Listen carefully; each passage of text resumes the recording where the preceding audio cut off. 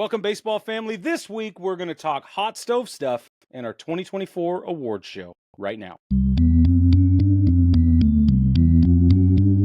Welcome to the Baseball Together podcast with your hosts, Blackjack Brad and Briggy Blue Eyes. And now, Baseball Together. Welcome back, baseball family, to the first episode of the Baseball Together podcast in 2025. How are you, Brad? Well, you'll notice the voice is a little rough. I can't figure out, Brig. I cannot figure out for the life of me if I'm still recovering from going to the Fiesta Bowl or if I'm getting sick. I do not know. All I know is that this is how I sound, and it's not great. It could be both. Let's be honest. It could be a little bit of both, yeah. Because this is how I've sounded for almost a week now. So, I don't know. Amazing. How was the Fiesta Bowl? It was a grand old. I'm not even gonna say it was a ton of fun, Brig. Like, I've wanted my entire life to go to a bowl game, and I've wanted to go, especially to a big one like that, and to go to the college football playoff was a major bucket list item checked off for me. It was a blast. Wilson and I both had a ton of fun. We didn't have a dog in the fight. We were sitting with Boise State fans, so we were cheering for Boise State. But like I told Wilson when we left, like we didn't have a dog in that fight, so we're leaving happy either way because we got to go to a really cool bowl game. So fabulous. That's cool. Yeah. After, I think what the listeners want to know, though, for real, is Did you take your siesta before or after the Fiesta Bowl? So it was New Year's Eve, so a siesta would have been nice, but we actually went and saw Wicked that afternoon. Oh! And so we got home from the movie and basically like went straight. So no siesta before or after the Fiesta Bowl because it was New Year's Eve, so we got home and then we stayed up. So right, a long day. Long day. Sounds like a long day. A lot of fun. That sounds like it. Did you? Okay, hold please. What was Wilson's favorite moment in Wicked? He likes defying gravity at the end.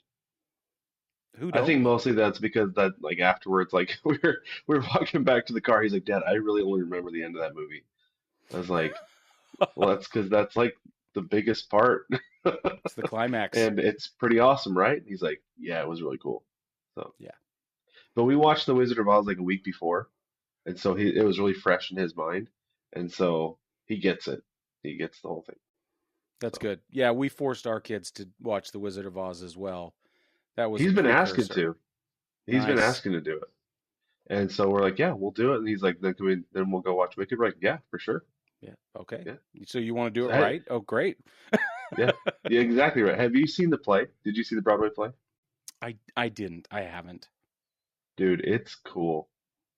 I bet. We saw it. Oh my gosh. It would have been December of '08, and it was really fun. It's super duper cool. It's Have really you long. seen? Yeah, it's long. Have you seen the TikTok going around about the guys in Boston, the Boston fans going to see No, Wicked? you told me about it. Yeah. They're walking in, they're like, I haven't seen a good Boston movie in a long time. And then they come out and they're like, no Affleck, no Damon, no Krasinski. And then they come around and they're like, though, that movie was wicked good. And then they go, oh, I see what they did. It's really funny. I just loved it. I've shown that to a lot of people because I think it's hilarious. Anyway, Boston fans, check in on the comments if you're a Boston fan and tell us if you went and saw Wicked and if it was wicked. Wicked awesome. Yeah, wicked. All right, really quick. One of our favorite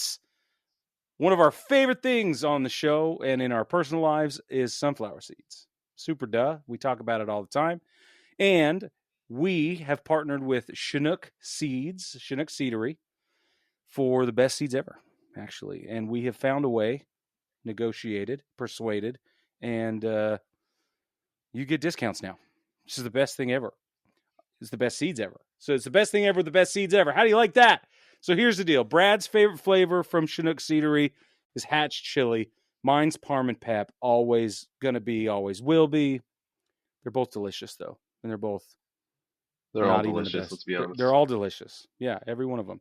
So anyway, the point is you can try all of the flavors. They've got original jalapeno ranch, which is fabulous, smokehouse barbecue, which is one of my kids' favorites, lemon pepper, cinnamon toast, and dill pickle, which is a legit pickle. It's a real dill, okay? And it really is. So you can go to ChinookSeedery.com, use code BTPOD at checkout. You get 10% off your order. It supports the show, first of all, but it also supports your mouth, which is the most important thing. So, again, ChinookSeedery.com, code BTPOD, 10% off your order. Support the show, support your mouth, support your wallet, all at the same freaking time. Man, I'm excited to be back. Oh, this is great. It's good to be back. It's really good to be back. Yes, it is. All right, let's get into some current events here because some stuff has gone down.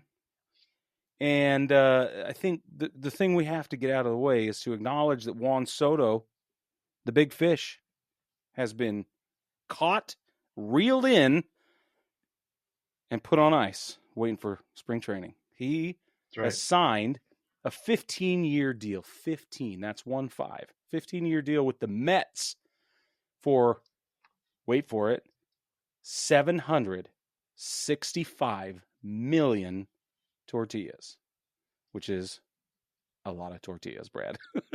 A whole lot of tortillas. It's a lot of tortillas. So that came with a $75 million signing bonus as well, like you needed more. And then it includes a player option after 2029, which can be voided if they add another $4 million per year to the final 10 years of the contract. So that's now, if you take all that into consideration, that averages $50 million per year. That takes the total contract value to $805 million. Here's a couple other details. There's a full no trade clause. He gets a hotel suite on road trips. He gets a stadium suite and 4 premium seats behind home plate for whomever he chooses to give them to. Personal security for Juan Soto and his family for all games, including the most dangerous spring training. Must have security. People get a little wild. Okay. Whatever. Includes other bonuses for performance bonuses, right? MVP, All-Star, Gold Glove, etc. The Yankees came in, their bid was 16 years, $760 million. That's more than double what they paid for Aaron Judge 2 years ago, by the way. Which is crazy. It's banana pancakes is what it is. It's cuckoo for Cocoa Puffs. I cannot believe they offered him that much money. I can't. Well, I can't believe the Mets did either. You see that it was the going rate, so they had to. Well, I understand that. Yes, the basics of economics If they wanted do to not bring him escape back. me. Yeah. Yeah. Yeah, they had to. Which is Nice. which is crazy though that just 2 years ago, Aaron Judge, who was the best player in baseball or one of the top 3 players in baseball, got less than half of that amount, and now this is the going rate. A little frightening, to be honest with you. Yeah, it's not okay. So the Yankees didn't offer a free suite. That was apparently a major stumbling block between the Yankees and the Mets. The suites are right now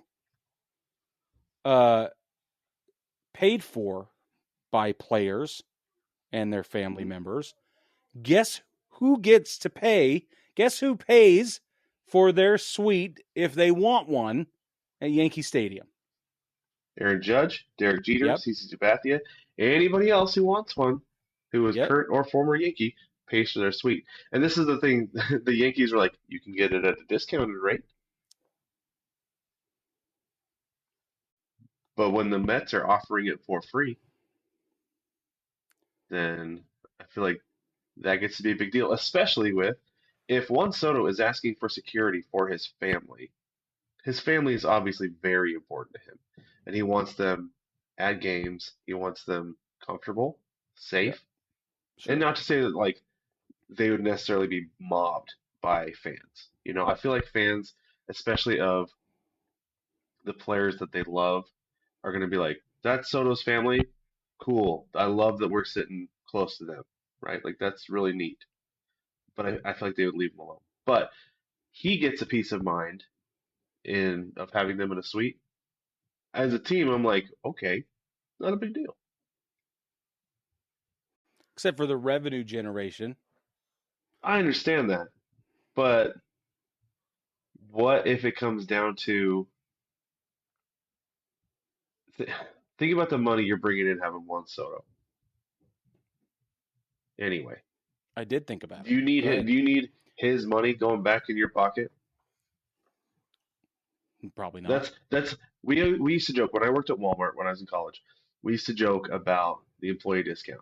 Is that they Right. gave us an employee discount because they wanted us to put our paycheck back in their pockets, Right. right? Like, oh, I'm going to give my money back. Like every time you buy something, oh, I'm just giving my money back. Just give my money back to them. That's all it is. For sure. You know, it's helpful and that's great. We didn't shop anywhere else because we got stuff cheaper at Walmart, but still, we every time it was, well, just, you can take my money back, Walmart. Right. It's the same thing. The Juan Soto's like, you're paying me this money that's mine, but now you're taking it back. You're just gonna take it out of my paycheck every month as a deduction. Like, is that how that's gonna work? I don't know. And I when you don't got think you're another team who's wrong. gonna give it to you for free, I get it. I don't think you're wrong. I okay, the question is the suite was not necessarily a major breaking point, right? but it was a point and it was one of the last points contested, as far as we know. That we heard about. Yeah, Right. So your argument sounds like that's not petty. Your argument is that it makes sense. It's totally okay. I want to know: is it petty on the Yankees' part to make their players pay for a suite? There are two answers to this question. The first is Okay. it petty to make players, broad stroke, pay for their own suites? Sure. Maybe. Yeah. Whatever. I don't know. I don't care. Are the Yankees tightwads? Yeah. Are they pretty stingy? Yeah. Yeah. Yeah. Okay. We know that. Sometimes on some things we know not always, but sometimes. Yeah. Right. They place their value on the dollar above all else. Like they don't care. The team goes to the playoffs, they're pretty happy, right? There's ownership and financiers, and from a business perspective, Well, they because I want butts understand you and make more seats. money when you go to the playoffs. That's right. They want butts and That's seats, and why they they want to want go to the playoffs because you make more money. And the totally more money you make going to the playoffs every year, the more money you continue to bring in from other places because you right.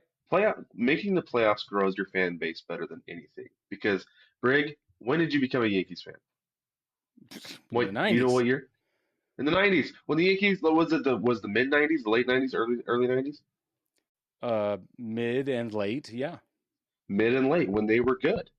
yeah, Because you grew up in an area where you didn't have a home team. So you got to pick that's right. whoever you wanted. You saw the That's right. Yankees on TV all the time because they were on from April through October because they were playing that long. And so you got Yep, that much exposure to the Yankees, so they became your team. It's just like now we have a ton of kids running around who are Kansas City Chiefs fans because the Chiefs are the best team in the NFL. that's true. And they're going That's to true. continue to be Chiefs fans. For Yep, how long? There forever. are there are a bunch of people in their 20s who are New England Patriots fans, Houston Astro fans. It's just the way it works. I know. So if you make the playoffs, you're going to continue to make money by building your fan base other places than having a player pay for a suite. I agree It'll with make that up the difference and then some. for sure. I'm not arguing that. But the second question, and I think this is implied, is do you, if you're the Yankees, do you make Juan Soto pay for a suite? The answer is yes. If you're making Jeter, CC, these other guys, if they're having to do it, then yeah, Juan Soto has to do it. That's it. That just Right, and, is, and what are you I, going I to, understand because you set the precedence, but do you make that's right. Jeter pay for a suite? Do you make CC pay for a suite? I, I don't think you I'm do. not making Jeter pay for a suite. It's No not way! my choice. I'm not doing that. Maybe while he No. was part of the Marlins ownership group, you make him pay for a suite Okay. Yeah. Okay. because that represents a conflict of interest. Okay. I feel you But there for sure. I think as a player, as a legend, as an independent person of Major League Baseball now, you don't make Jeter pay for a suite. You don't make CC pay for a suite. Yep. And in turn, I don't think you make Judge pay for a suite because the money he has brought in during the time of him being a Yankee has paid for that Oh suite yeah. 50 times over. Okay, so you want to make Judge pay for a suite till he retires? That's fine.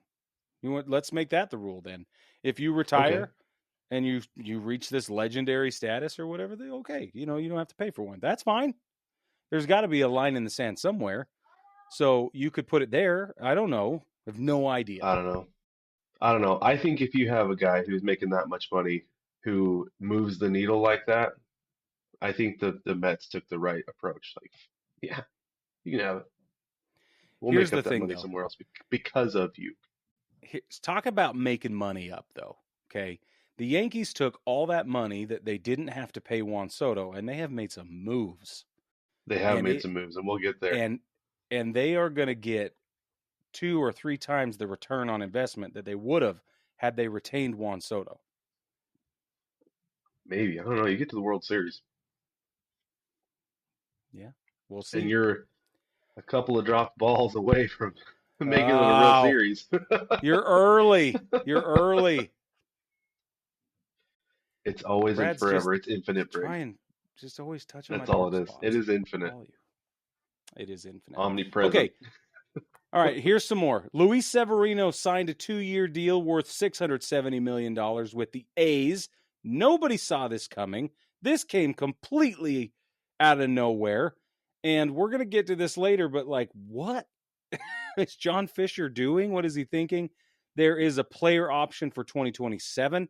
This is the heftiest contract ever produced by the A's. Yeah. Ever. Ever. Mm-hmm.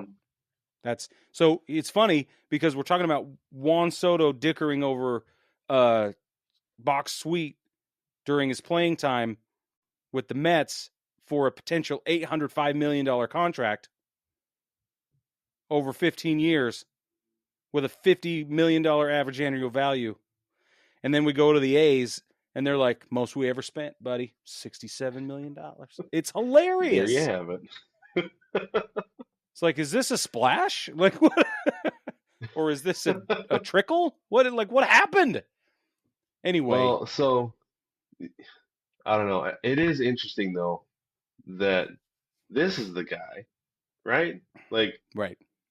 am I the only one who thought that was interesting? And maybe he was the only one that could get to come, right? Maybe. Like, you could just spend the next 2 to 3 years pitching in a minor league park as your home ball field. What do you think of that? Yeah. And we are going to pay you $67 million to do it. Well. John Fisher with his pipe or whatever. You know what I mean? His miserly. Yeah. I'm curious how many other offers Severino had. But Right. the other thing I thought when I saw this was like everybody, like we have our little baseball chat group where everybody's like, what the heck, days are spending? Like they told us they were going to. They said that once they went to Sacramento, payroll was going to go up because basically you've got to pay to get people in seats there because I would go personally. I think minor league parks are great. You're so close to the action, no matter where you sit. That's cool, Yep.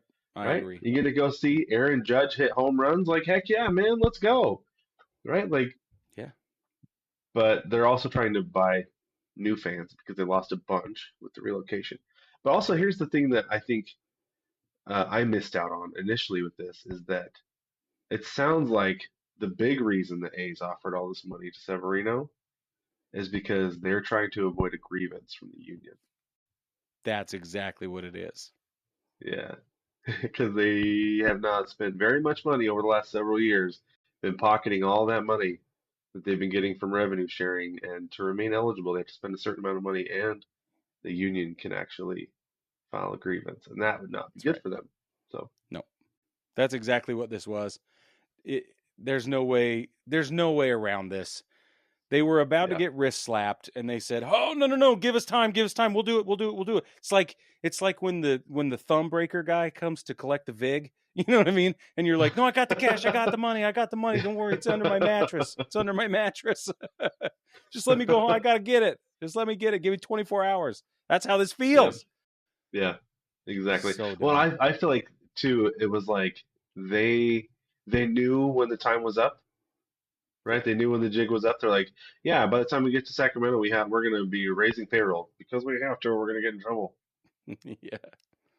Yeah. They knew. Yeah, it was their 24 hours. They said give us 24 hours, and in 24 hours we'll be living somewhere else. Yeah. Sucks. The whole Yeah, thing smoke and stinks. mirrors as per usual with the no place ace. Okay. The hot stove.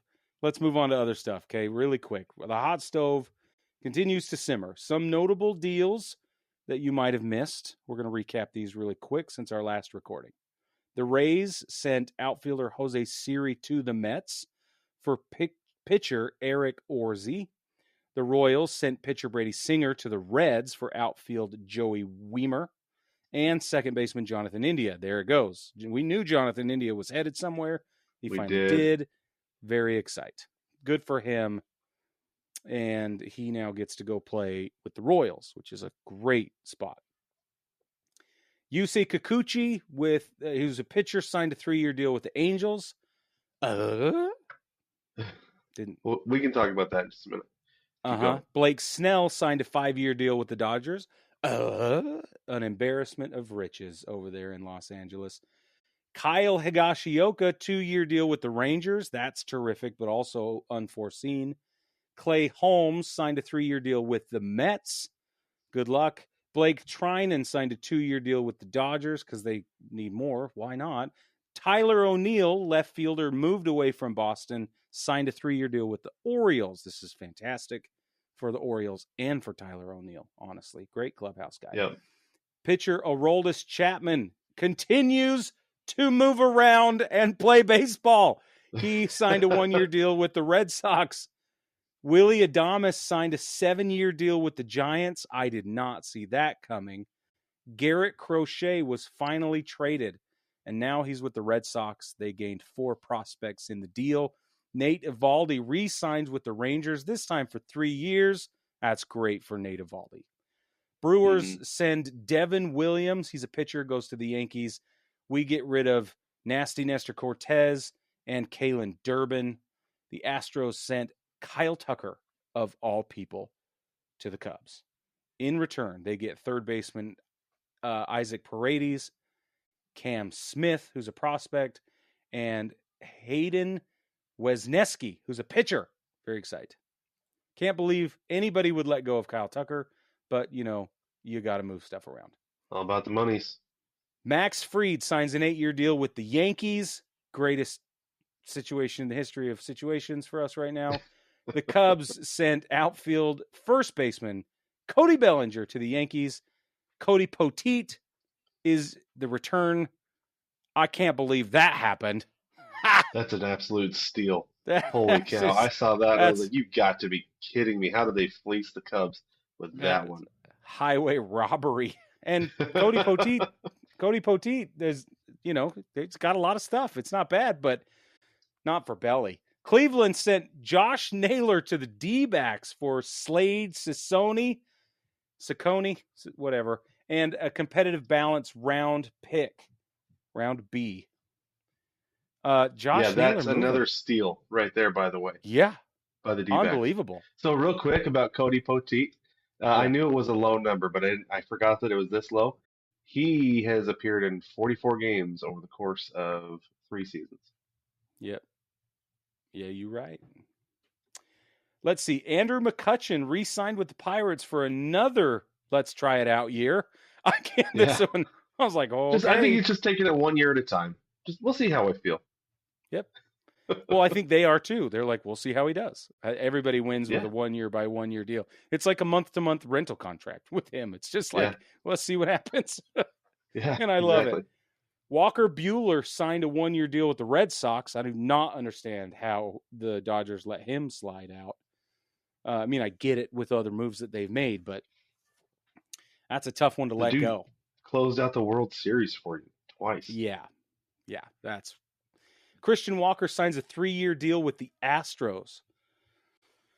Whew, I don't like that one. Paul Goldschmidt signs a 1-year deal to play first base for the Yankees. Corbin Burns signed a 6-year deal with the D-backs. That's crazy.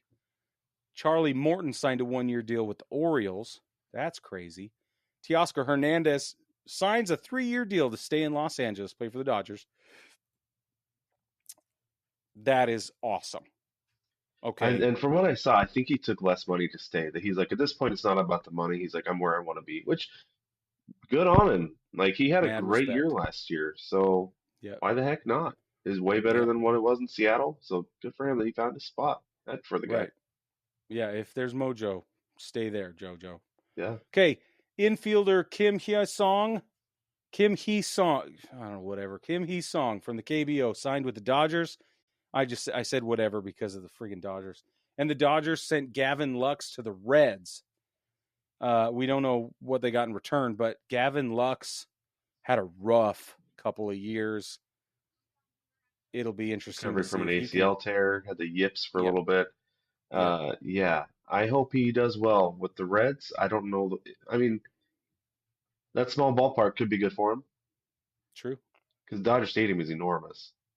Yep. So that smaller ballpark could be really good. But that happened like Brig, like as I was sitting down getting Yep. ready to come on here, like that happened within the last little bit. So Yep. There's been talk pretty about cool. Gavin Lux for a couple of days, but they finally pulled the Yeah, trigger on ever it. since the Kim signing, and a lot of the Mariners fans like, we want Lux. I'm like, I don't think we want Lux. Dude, I'm because he okay. keeps getting moved around. They're like, we want his Uh, bat in the lineup, but he's a defensive liability. yeah, exactly It's right. true. We'll see what happens. But they've got a really Yeah. young infield over there in Cincinnati, and maybe this will bring some massive veteran Well, no capabilities. And pressure. There's no pressure for him there. totally, With the Dodgers, there's a ton yes, of pressure between the brand, the urgency to win, and everything. Like maybe going to Cincinnati where there's not nearly as much pressure, and like you said, younger guys around where he can be the veteran right? presence, right? Maybe that'll be better for him. So I don't know. Makes I think it's a sense. good move, a good spot for him because they needed a second baseman after that India deal. Which, by the way, talking about a guy I wanted in Seattle. I've been wanting India in Seattle for like 2 years, I know. and because they've been talking about dealing him for this long, and Kansas City's a great spot for him. Brady Singer is going to go into that Cincinnati starting rotation and just be a dude. Oh yeah, Like he had such a great year. He yeah, is it's so gonna be good. awesome. And so I think that's a great deal for both teams. Was I upset? Yes, but it worked out for everybody. What will you do about that? I have no idea. Were there any Um, any of these that really stood out to you though, Brady? Bellinger's move obviously stood out to me.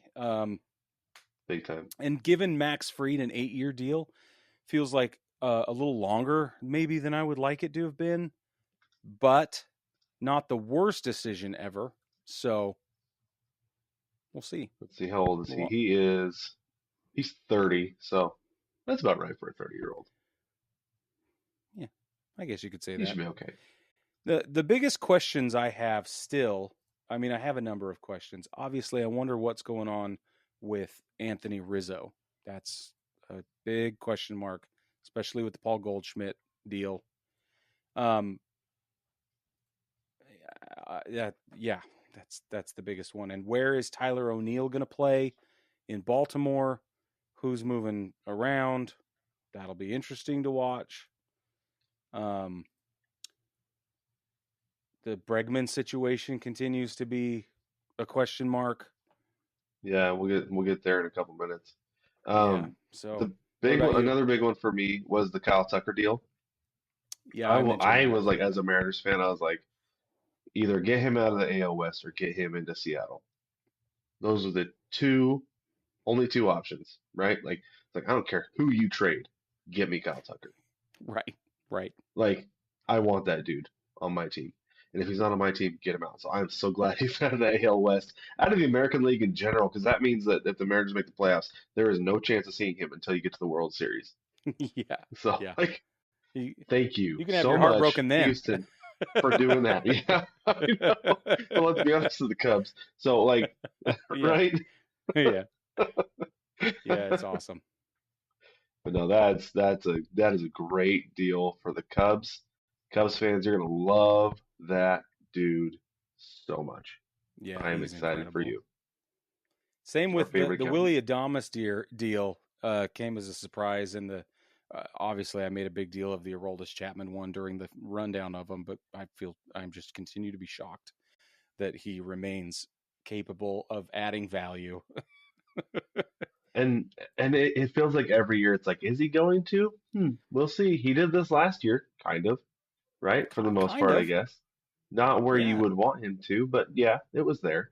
With the Pirates. And it's funny because I remember when he signed with the Pirates last year, it was like it's like watch the Aroldis Chapman deadline deal because whatever team he gets traded to is winning the World Series. Because that's how it goes, That's how it's typically. been. Yeah, exactly. Yeah. So So we'll continuing see. on with some hot stove news. Okay, speaking of Alex Bregman, third baseman, not gonna has yet to sign anywhere, specifically with the Astros, which is just shocking. It looks like the Tigers are the front runner at this point. They're asking, They're the or only he's and the asking. only reason I say that is because no, I don't see anybody else attached to him. I haven't heard anything. Again, another guy. Take him in Seattle. Oh Absolutely. yeah, yeah. And 100%. even though he's not my favorite, given the history, I think he's an Right. incredible third baseman. Incredible. Yeah. Yeah. That guy's a The dude. dude can So hit too. The dude rakes. perfect situation for me. He ends up in New York. We move Jazz back to second base. Yeah, because no more Glaber. No more Glaber. Because he's actually in Detroit, by the way. Yep, he just went over to Detroit. That'll be interesting for him. Really interested. I'll be watching that close. But yeah, Jazz goes back to second for the first time in a century. So, it's going to have to work at it a little bit. You bring in Bregman, you've got some money, do it. It's not even complicated. But Right. for Well, whatever reason, and it hasn't been on the agenda. So, yeah. When I figure Seattle works too, because right now Seattle does not have a everyday third baseman. Josh Rojas, they non-tendered him. He signed with the White Sox. So third base is open. You've got Dylan Moore, who won a utility Gold Glove, who you could put at third base, but he's not a consistent enough bat to play there every day. He's a platoon. He's a platoon guy. And I don't want a platoon guy at third base anymore. I'm tired of platoons at third base. So sign Bregman. You got your everyday third baseman, then you can platoon second base with like Cole Young and Ryan Bliss. Like if that's what you decide to do. But lock down a third baseman, an everyday third baseman. Bregman's there. yeah, he is No there. reason not to give that dude $200 million.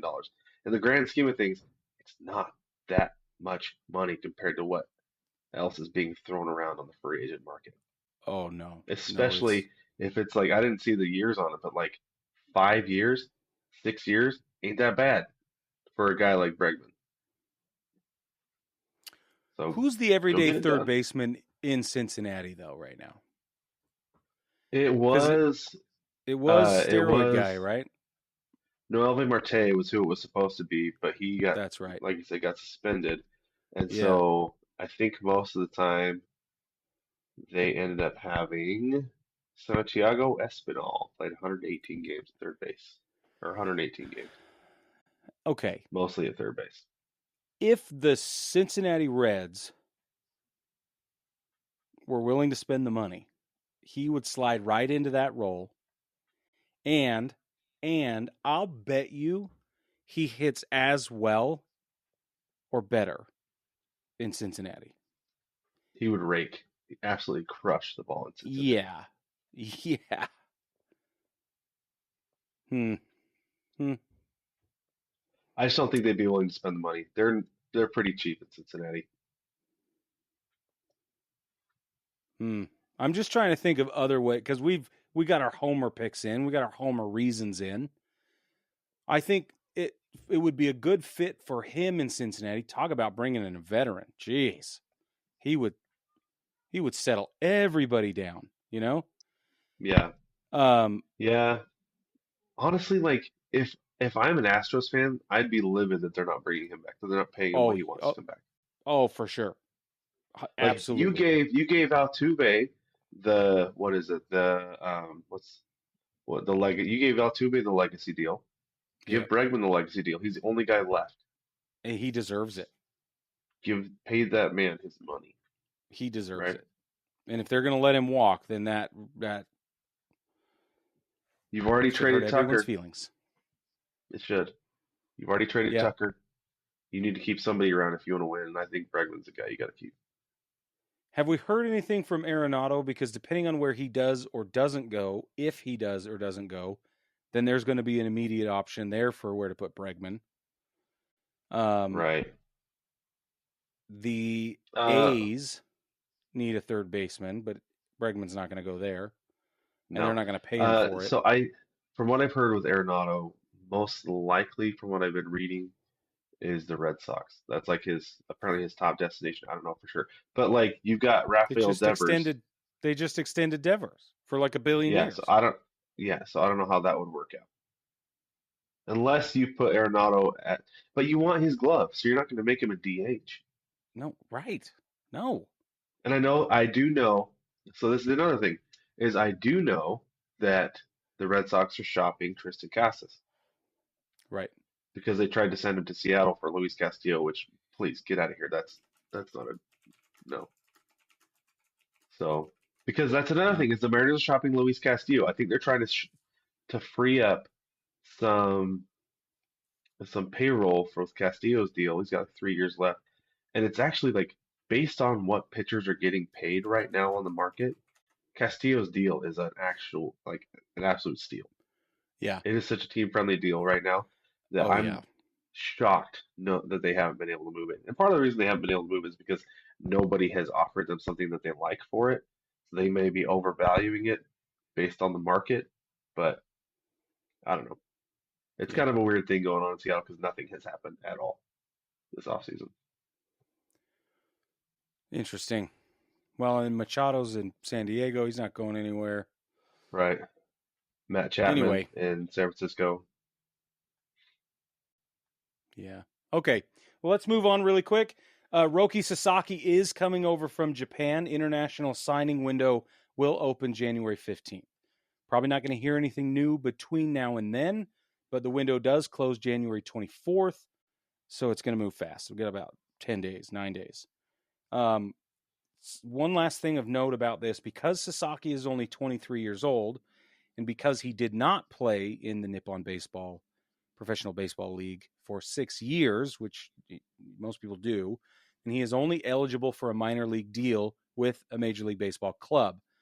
This also means that his bonus can only come from international signing pool money, which right now is up to $7.5 squared $1 million or whatever.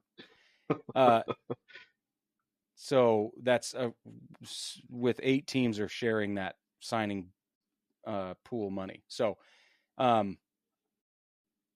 8 teams can So offer here's him so that much. That's what I'm saying. 8 teams can yeah, so offer him this is that the much. thing. This is the thing. Yeah. This is what happened when Otani came over too. Is that he came to the Angels, they gave him basically all their international signing pool money as his bonus, but he could only make the league minimum because it was a minor league deal. And Yeah. so Yamamoto was not the case because he was 25. Right. He had his time. He could come over and make a bunch of money like he did. So Roki Sasaki coming over now is an interesting thing because it's going to take him 6 years before he can hit free agency. So, and that's all the money he can make during that time, which is Yeah. fascinating. Yeah. And I saw today there were like 6 teams that have met with him, and one of them is the Dodgers, the Yankees, the Mets, those teams. But interesting, I thought it was weird that Seattle was not on the list. I don't know why, because It's really I interesting. feel like that is the absolute softest landing spot for him in Major League Baseball. Yeah. Good Japanese community. He does not have to be even the number 4 starter on in their starting rotation. He could be. They could make him 2, 3, 4, 5, whatever. They could make him Yeah. number 1 if he earns it in spring training. But the pressure is not there to be that guy. So Right. he can adjust to the longer schedule, the different ball. He can ramp up a little bit. He can come back down with a 6-man rotation and still not feel like he has to have the pressure of winning every single fifth day because you have other guys on that in that rotation we're going to take some of that load off of your back. So Yeah, I don't know. I feel like that's the it's best good. spot for him. So I'm Well, shocked and that you they want didn't it use real him. bad But anyway. I don't know. You what? You want it real bad anyway. So I do want it real bad, but like it really does yeah, feel like the softest spot. That or LA, right? I think LA, LA is the softest because spot. But yeah, but at the same time though, like I would look at how they treat their pitchers and how those guys do not stay healthy at all. well, that's not wrong. That would be a concern to me. You're not wrong there. All right, baseball family, tell us what you think. Jump in the comments and start arguing with each other. We'll be right back, and we're going to do our award show for 2024 season. Baseball family, some of the hardest parts about eating sunflower seeds, outside of choosing which flavor you prefer, is keeping track of the packaging and trying not to spill your seeds all over the place. Well, now those days are over with Seed Sack. You can get a seed sack in canvas or leather with a metal squeeze clasp. It keeps your seeds nice and protected. Seed Sack also lets you personalize your sack with names, numbers, and logos. They're great for team gifts, birthdays, or just for whenever. Head over to seed-sack.com and use code BASEBALLTOGETHER. That's baseball with the number 2 gether, and save 5% on your seed sack. Again, that's baseball, the number 2 gether, for 5% off your seed sack order.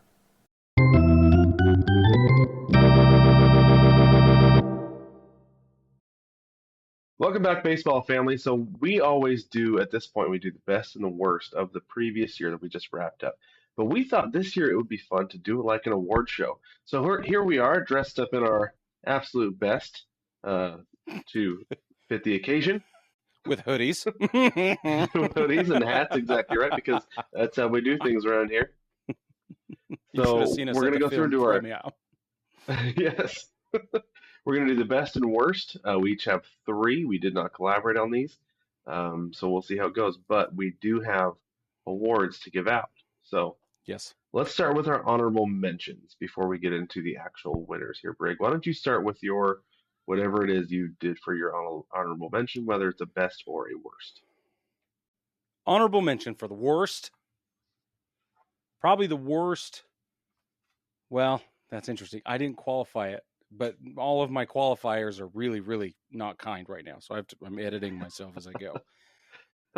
How about this? Worst decision making by a fan in 2024. Okay, my honorable Okay. mention. The guys at Yankee Stadium in Game 4 of the World Series who tried to wrench Mookie Betts' wrist off, or his hand off his wrist. I know they were pulling for the glove. First the ball, then the glove, then his whole freaking hand. Yeah. You are banned. You are prosecuted likely. That was stupid. That was just stupid. That's worst fan decision of 2024. Very good. I like it. That is the absolute worst fan decision. I agree with you 100% on that. Okay, my honorable mention is actually a best, and mine is the best manipulation of payroll. And that goes to the Dodgers. Because Yeah, right. who else Yeah. has done it the way the Dodgers have? They signed Shohei Ohtani to $1 billion for half as many years, and they're only paying him $2 million for a while because they deferred $680 million from 2034 to 2043. Okay, but it doesn't end there, Brig.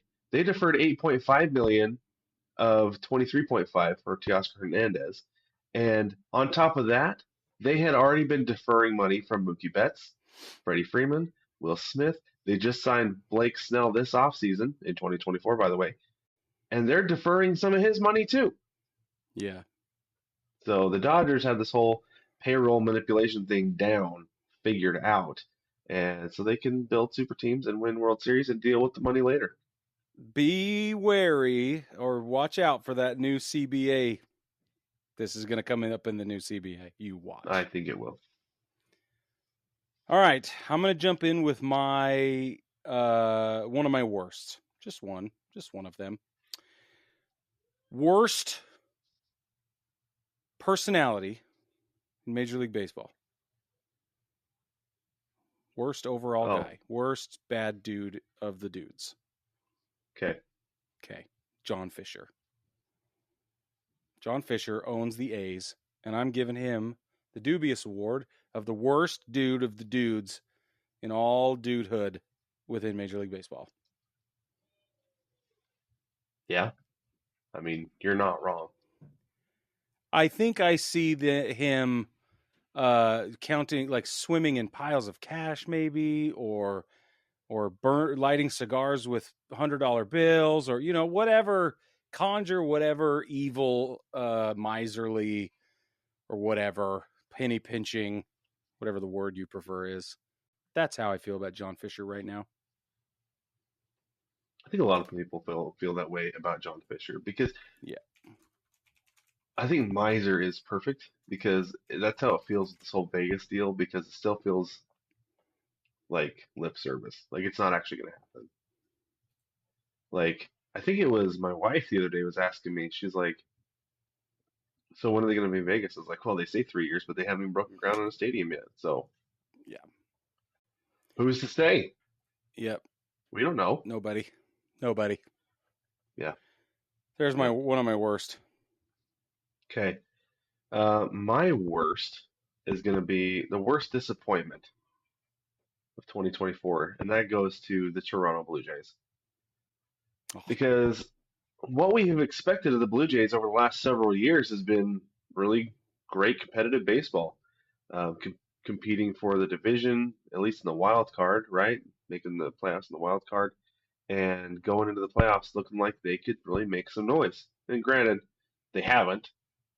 They've forgotten to show up twice now. But the yeah, fact that they're that's there says something because my team hasn't been there the last 2 years now. So yeah. You're right. there's that. Um, but this is the thing. I've got some numbers for you, Brig. They went from Okay. 89 and 73 in 2023 to 74 and 88. That is a 15 game drop for those of you keeping track. They finished 20 games behind the Yankees, which would have been an accomplishment for the most of the division had the Yankees kept their first half pace, but they didn't. It's 20 games, Right. puts you way out of the playoffs. The biggest drop off as far as the roster came from Bo Bichette, who was the team's best player in 2023 with a 4.9 B WAR, dropped to a negative 0.3 B WAR in just 81 games Oh. in 2024. Okay. George Oh. Springer dropped from 2.1 to 1.1. Chris Bassett from 2.5 to negative zero point 0.1. Chris Gosman from 3.4 to zero point 0.9. Jordan Romano went from 2.1 as a nails closer to negative zero point 0.3 and missing the second half of the season with an elbow impingement. And Yusei Kikuchi dropped from 1.8 to zero point 0.1 and getting traded to Houston at the deadline. That is just an absolute mess. Yeah, just awful. Just a Yeah. mess. So they are my biggest disappointment. They're the worst disappointment of 2024. I like that. That's good. All right. My second worst. I'm giving the worst roster award, worst roster management, to the Marlins. Okay, they fielded 70 individual ball players this season. 70 unique What? ball players. Now, that's only one Is it the player. most? It is, but only by one player. But it Okay. still is the most. Last one was, I think the Cubs or the Mets did it in with 69 guys. But yeah, 70. They fielded 70 unique players throughout the league or throughout the season. And at one that had the 9-player shuffle at the deadline certainly had a lot to do with it, but they let go of Jazz. Makes no sense to me. Luis Arise, not why would you do And that? early with a rise too. I know, like the whole thing makes no sense. The team ended the season with a collective B WAR of 1.9. Yikes. So so bad. so the worst roster, I'm giving it to the Marlins. Yeah, that's warranted for sure. It's just Okay, my next worst. The worst trend of 2024 was everybody and their mother needing Tommy John surgery. yeah. So I was curious how many guys needed Tommy John this year because they were all dropping like flies at the beginning of the season. And Fangraphs had 24 guys injured in 2024. And yeah, 24 guys in 2024 who were injured and needed Tommy John. Now, this doesn't include everybody because, like, Spencer Strider had to have the ligament brace, right? Because his Yeah. wasn't due to a tear from throwing. His actually, he had a bone spur that developed, and that actually like Right. cut into the ligament. They said the ligament looked good, just need to go in, give it a brace, fix it, everything like that. So this is guys who needed Tommy John, needed the brace, all that. And 24 Brig, 24. That's almost 5 starting rotations. Yeah. Right. That's a great way to put it. That's absurd. That's a That's a lot. lot of So perspective right there. Yeah. they've talked about putting rules into place to help with this, but I don't know what you do. I don't know how you regulate whatever. Your spin rate's I too don't high. either. Stop spinning the ball so hard you're gonna hurt yourself. But yeah, I don't know. But it's a terrible trend. Bad for baseball. I agree. All right, my next one. In fact, this is my last one on the worst list. Worst heart attack. Worst choke job. Worst end of the season performance. Worst World Series death knell, maybe. I don't know what to call it. But game 5 of the World Series for the New York Yankees was the worst. They gave up a 5-run comeback. And then they took the lead and they lost. Okay. In 120 World Series contests, 120 World Series contests, this is the worst comeback ever. That's crazy. Yeah. Then nobody's ever come back from 5 down. That's just bonkers to think about. No. Nobody's ever come back from 5 down, lost the lead, and then regained the lead and won the game. Oh, okay. There it is. Yeah, okay, that makes sense.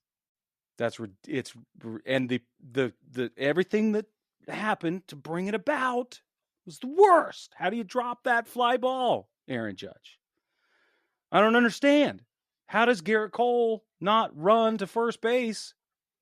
I don't understand. We could go on. It was just that was the worst. That was the worst. And it was even great for the Dodgers. So I guess I understand it's polarizing. However, right.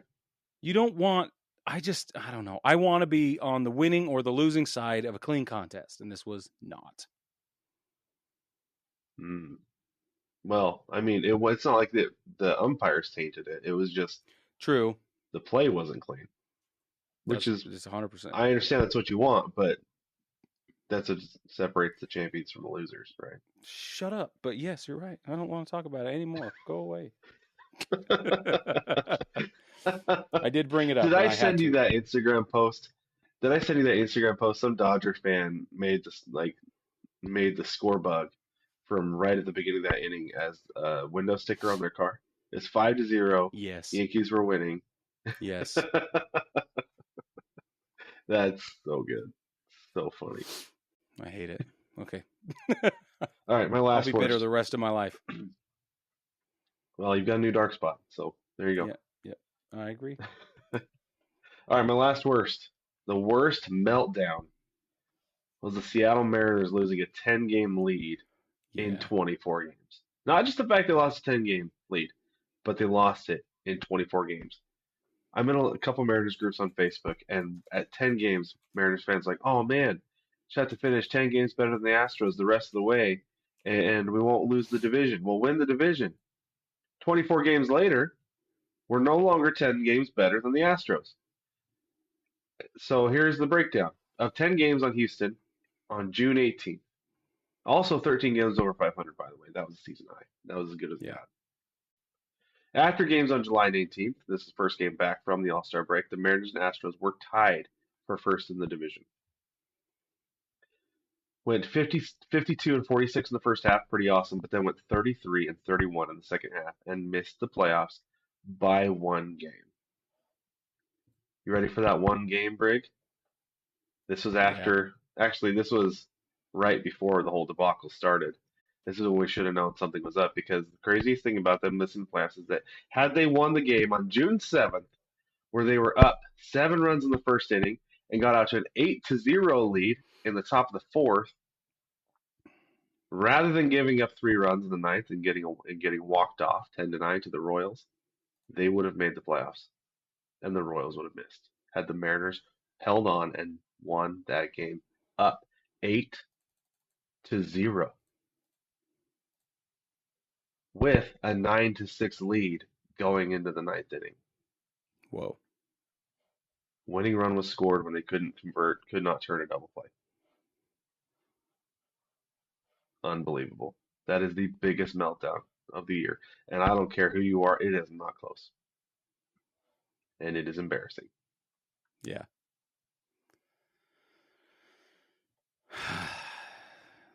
All right, let's go on a positive note, shall we? Let's go on a positive note.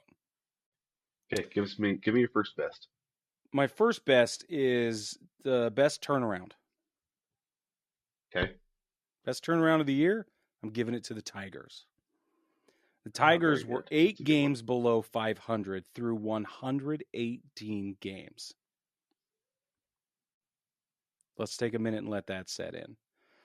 They're the second team ever to make up that difference and make it to the postseason since the 1973 Mets went 8 under through 135 games. 135. Wow. That would have been incredible. Okay. They were 10 games back of the postseason through 118 games. So not only at 118 games were they 8 games below 500, but they were 10 games out of playoff consideration. They made it back and made it in the playoffs. I remember we had them dead and buried in August. Totally. Yeah. They went that last 44 games, they were like 29-15 or something crazy. Yeah, they had the best record in baseball. Yeah. Yeah, it was insane. So for me, the Tigers get the best turnaround. I like it. That's a solid one. That's really good. So I have a best turnaround as well, but it's a turnaround from 2023 to 2024. So a different turn. Okay. And this is the Kansas City Royals because they went from 56 and 106 in 2023 to 86 and 76 in 2024. For you actuaries out there, that's a 30-game improvement. That is a heck of a turnaround, Brig. Yeah. So I know they lost the ALDS 3-1, but I do not care. The fact that they were there is amazing. And when you lose more than 100 games the year before, you're not supposed to make the playoffs. But they did. So here are some notable improvements, some players who turned it around from 2023 to 2024. Okay, Bobby Witt Jr. went from a viable star to an absolute superstar / MVP candidate. He finished 7th in the MVP voting. Salvi Perez upped his WAR from 0.5 to 2.5. Vinny Pasquantino, the Pasquatch, upped his WAR from 0.1 to 1.1. Cole Reagans went from 2.6 to 4.9. Brady Singer went from 0.3 to 3.1. Seth Lugo, at age 34, came over from San Diego and upped his WAR from 1.9 to 5.3, and good enough to be a Cy Young runner-up. That's outstanding. Yep. Unbelievable. Just unbelievable across the board. The fact that they were able to turn from what they were one year to the next, amazing. I don't know if they're going to be able to do it again this year, but who knows? But it was an outstanding 1-year run if that's what it was. Yep, I agree with you. Okay, mine is my next one is best slugging, best sluggerer, best launch angle guy, best whatever you want to call it. This one goes to Aaron Judge. Okay, not only did he post a 10.8 WAR, B-WAR on the season, he was an all-star, silver slugger, and an MVP. Finished first in the MVP voting. 158 games. Check this out. That's 704 plate appearances, 559 at-bats. The dude had 180 hits, 58 home runs, 144 RBIs. He walked 133 times, so there's some serious balance going on here. On-base percentage, .458. Slugging was .701. That not only led the league, but that hit the league, but it led all of Major League Baseball with .701. I think like there's only been 2 guys to do it since 2000 something, and Barry Bonds was one of them, right? To go over 700 in a single season, which is bonkers. It's bonkers. To be in the same breath as Barry Bonds. Yeah, Barry Bonds was like 735 or whatever it was in 06 or whatever. So, and we all know why. That's fine. OPS was at 1159. OPS plus 223. Those both led the league and all of Major League Baseball. So, let me see. Where's that other stat I want? Doesn't matter. Here it is. Last year, his B WAR was 4.5. This year, it was 10.8. Holy cow. Yeah. Yep. Anyway, so I give the slug leader best of to Aaron Judge. Love it. All right. My next best is the best at being the worst.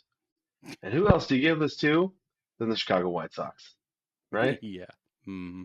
They lost 121 games. That's most modern era. Nobody will ever touch the Cleveland Spiders record of 134 losses in 1899. That's not the modern era, so it doesn't count. Right. Their biggest losing streak was 21 games. That stretched from July 10th to August 5th.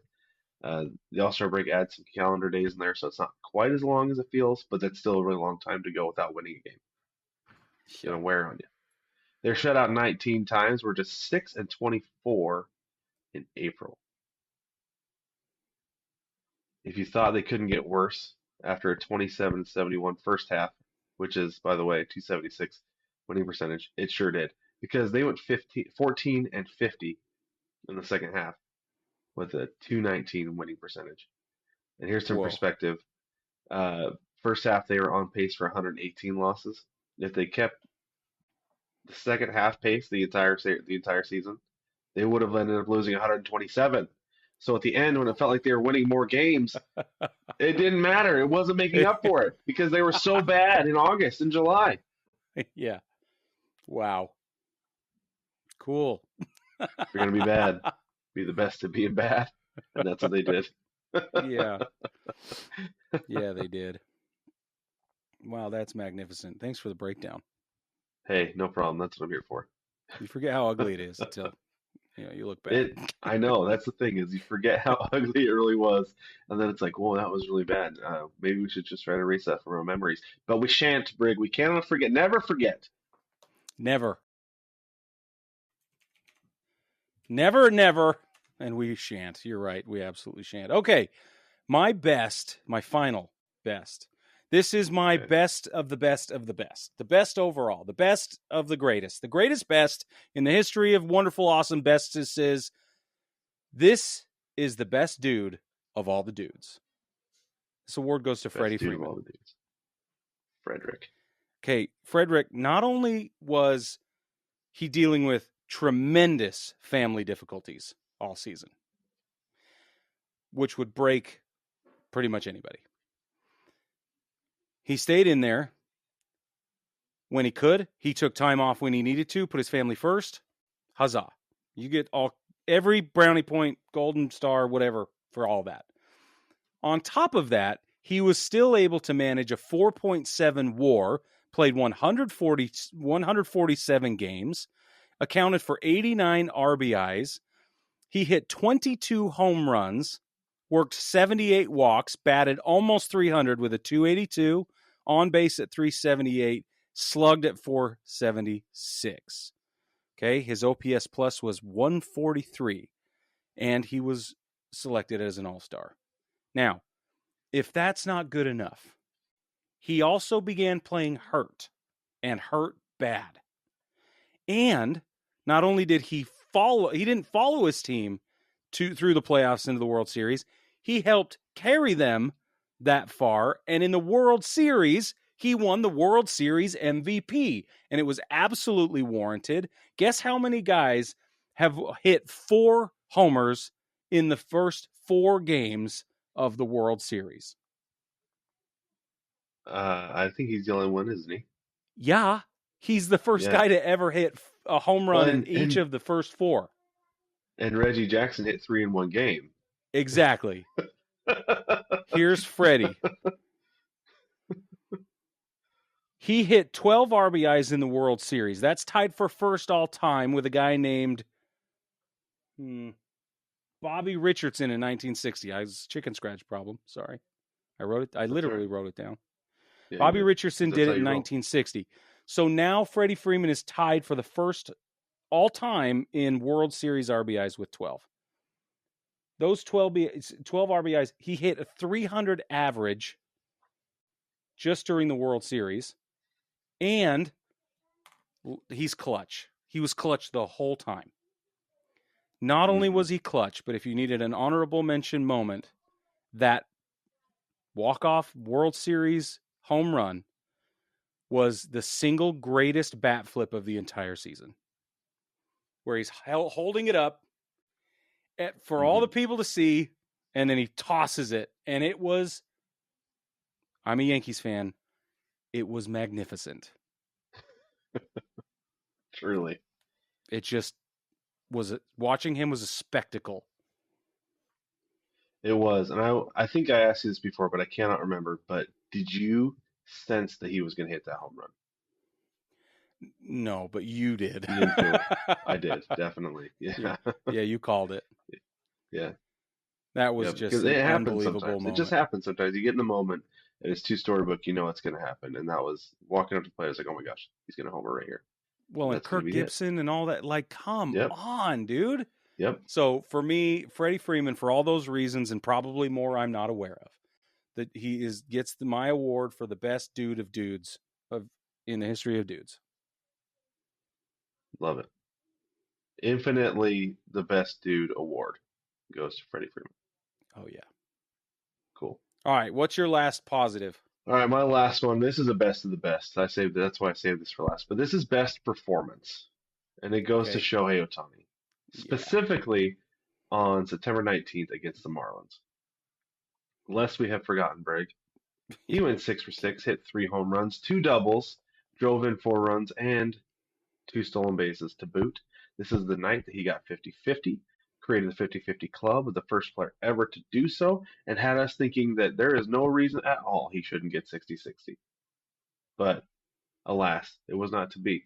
But 50-50, again, amazing, because he's the only man sitting in the VIP section of that club. That is it. Nobody else is there.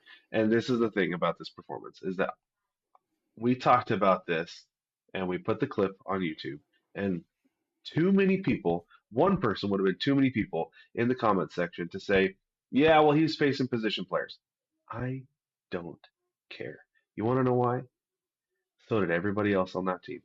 Everybody else in that lineup was facing position players for 2, maybe 3 innings because it was a blowout.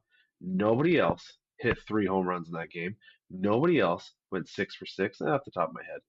But nobody else put up one of the single greatest games. Oh, by the way, I forgot to mention 10 RBIs. He drove in half of his team's runs on that game. Nobody else single-handedly did that. Shohei Ohtani did it, put together the greatest combination of statistics we have ever seen in a game, and it will never be touched. I can almost guarantee to you that. This is the best performance we have ever seen in Major League Baseball and ever will see. If anybody surpasses this, then I will give them the best performance award. But until that time, it goes to Shohei Ohtani. Yeah, you come and take it. And I don't know who would be the guy to take it either. Because maybe he ups himself. That's the only thing I can think of. He's the only guy I can think of. There's that. There's that chance. Hit 4 home runs and steal 3 bases and drive in 15 runs. I don't know. Wow. Okay. Slow down, Brad. Slow down. Somebody'd have to get reincarnated at this point. Okay. So just. Well, he's alive, Brig. But anyway. Yeah. Yeah. Nobody's alive nobody. Except maybe him. Yep. Exactly. That's amazing. Right. But anyway, baseball family, let us know what you thought about your best and worst of the 2024 calendar. You can do the whole calendar year, Brig. threw John Fisher in there, and he was terrible from start to finish. So you can do whoever you respond to ours, come up with your own, put them down in the comments. We want to hear what you have to say and what you have to think about our best and worst awards. We got dressed up for this and everything, so it's real fancy. Just It for means a you. whole lot on this show. But baseball family, don't forget as well that you can hop over onto Patreon and support the show that way. We're going to be doing some changes there pretty soon, we think. Yep. But go check it out, see what it is, and we'll let you know when we make some changes. And we think we're changing for the better, honestly.